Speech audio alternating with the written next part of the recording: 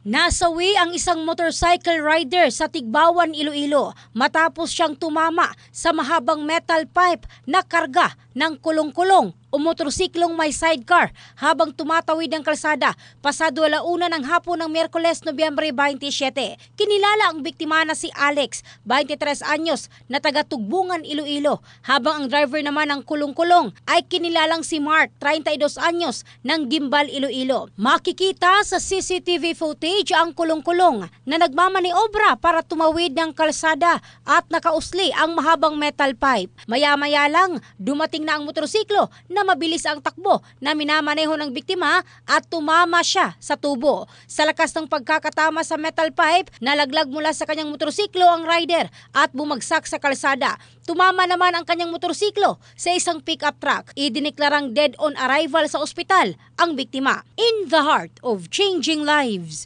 ito si Michelle Craste ng Brigada News Philippines, the Music News Authority.